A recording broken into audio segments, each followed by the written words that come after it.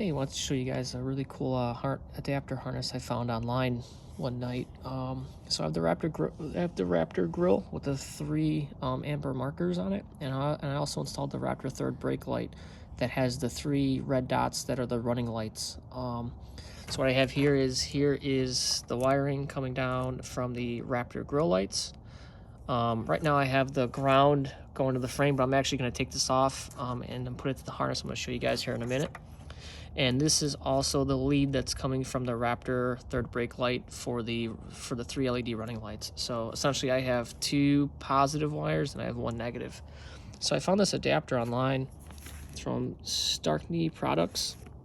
So what this does is that this plugs into the factory clip for the running lights, and then what it does is it gives you two leads, a positive and a negative.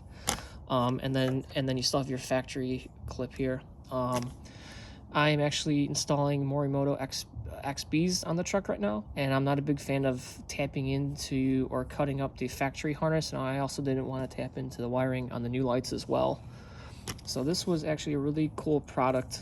I'm going to go ahead and get everything buttoned up here and try it out. All right, I'll give you guys the final look here in a bit.